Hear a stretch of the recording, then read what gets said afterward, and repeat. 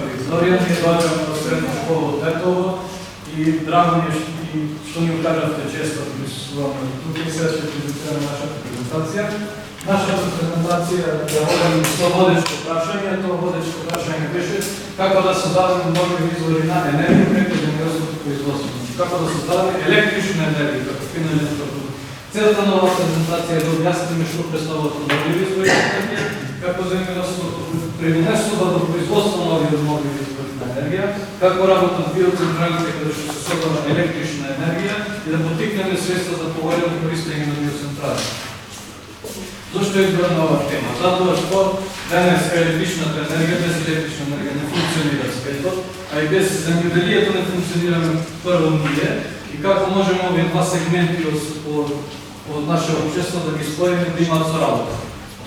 Основни појми, што е енергија? Енергијата представува како способност за извршување дејствија, што е многу важна.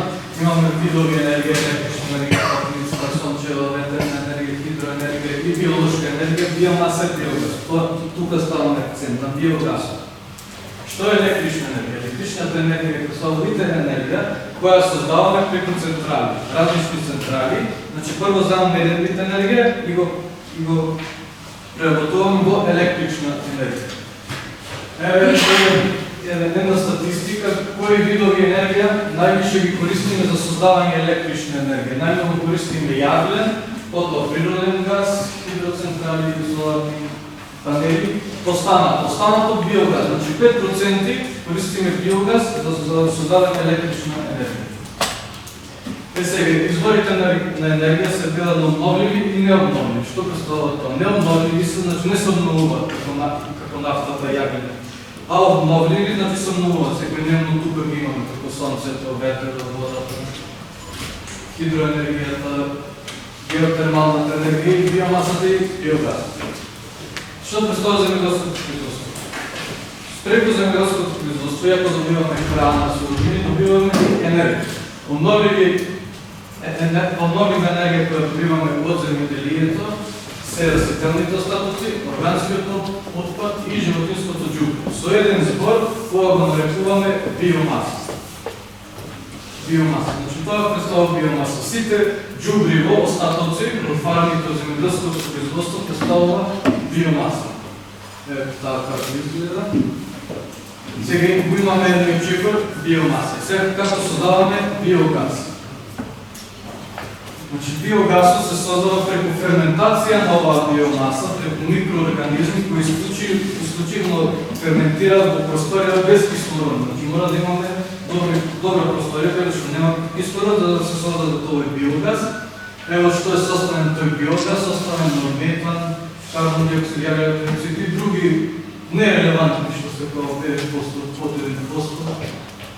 И каде се создава енергијата? Значи имаме биомаса, имаме биогаз и се како создаваме и каде создаваме електрична енергија, ја создаваме во биогасните централи.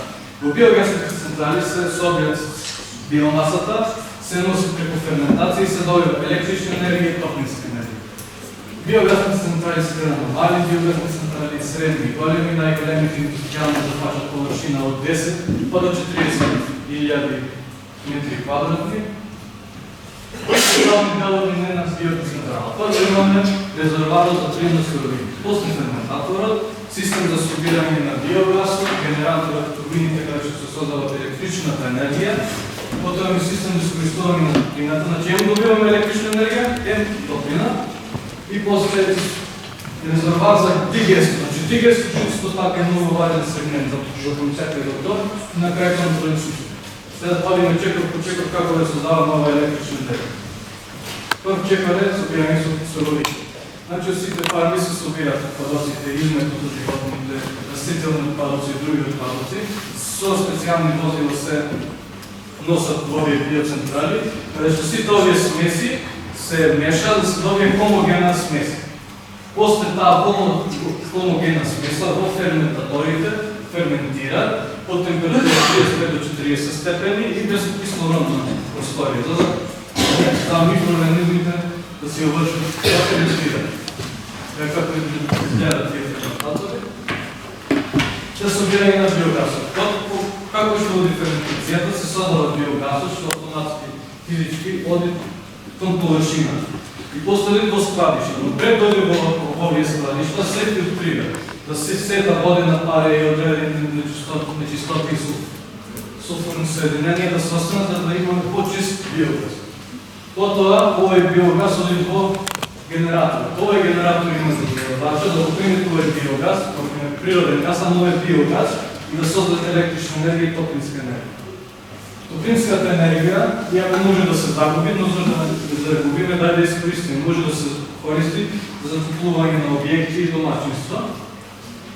И дигестот. Сега дојдеме до дигестот. Што е дигестот? Значи имаме биомаса, ја му вршиме ферментација, имаме биогаз, вршиме електрична енергија. И после имаме дигестат. Дигестатот значи е биомасата преработена, ферментирана. А што е биомасата? Џубливо. Значи џубливо, отпадоци, измет, од растително потекло. А што е дигестот? И тоа е џубливо. И сега точното и заклучокот тука што сакам да го поентата е, што да не го земеме више џубливото, од животните, од растителните отпадоци, зашто прво да не создадеме електрична енергија и после пак можеме да ги искористиме за џубливо. Тука пак на крајот имаме џубливо.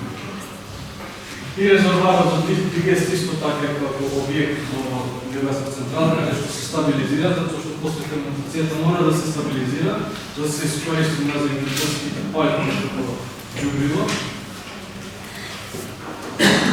Контролниот систем е многу важен систем, затоа што како што спомнав, температурата мора да се контролира во ферментатор за да добиеме биогас, микроорганизмите, генератор, се мора да оди по права линија след да бидат исполнени сите критериуми за да го добиеме финалниот продукт.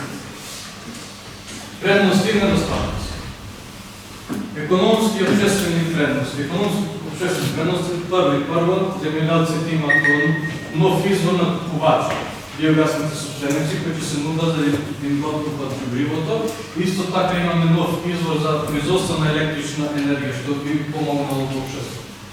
Исто така еколошка заштита, значи климатското затоплување. Биогасните централи не доведуваат и не придонесуваат до глобалното затоплување, туку тие позитивно влијаат, затоа што користат обновлив извор на енергија и немат како да се изврши загадување. Тук имаме една ситуација што имаме биогасна централа и централа на јаглен и нафта. Извор на енергија обновлив на обновлив. Загадување на воздух има, испуштање CO2 нема, многу високо. Чаат патровни гасови нема, има, отпад нема, има и така натаму. Значи, биогасните централи многу се позитивни за нашите околини. Улогата на фармата во биогасните централи е есенцијална, затоа што без набавка на суровини од фармата, биогасната централа не може да функционира и да создава електрична енергија. Негативни страни. Нема негативни страни, освен високите почетни трошоци. Значи, за инвестиција, големи и високи трошоци. Тоа е да кажем, негативна страна и затоа повеќе се избегнуваат овие биогасни централи, затоа што почетните инвестиции се наистина многу големи. Сега малку имаме по светот да видиме кои држави највише ги користат биогасните централи. Најмногу биогасни централи има Кина со над 100.000, потоа во број 2 е Германија, на европско ниво број 1, со повеќе од 10.000, после исто така е Франција, Индија и САД. Тоа е производствени капацитет. Малите биогасни централи имаат способност да создадат од 1200 до 3600 киловати дневно. Средните имаат од 6000 до 12000 киловати дневно, а па големите индустрии имаат од над капацитет да создадат 24 киловати дневно. Биогасни централи во Македонија не се ретки, постојат, добро што има.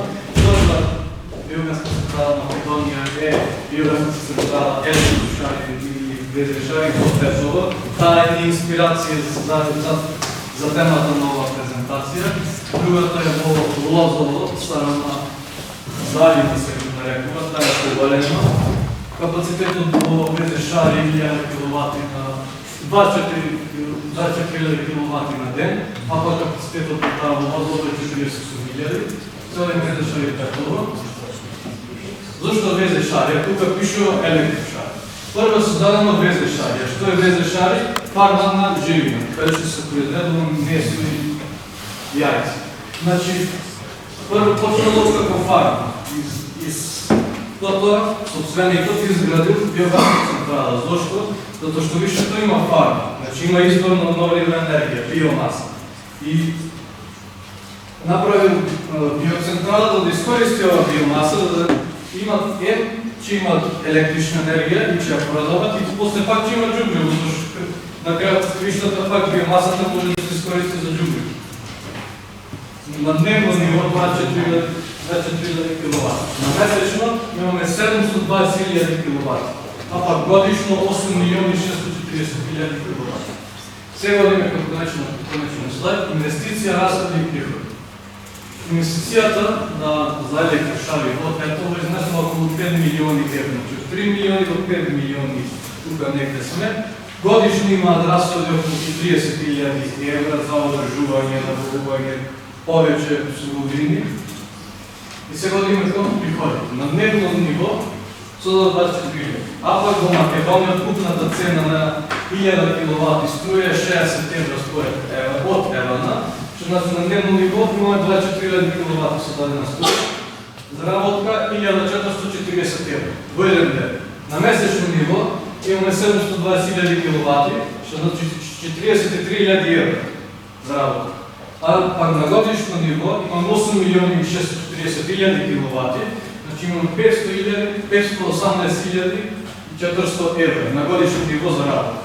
Што значи за 5-6 години целосната инвестиција се исплаќа и после имаме чиста заработка годишно околу 50.000 евра.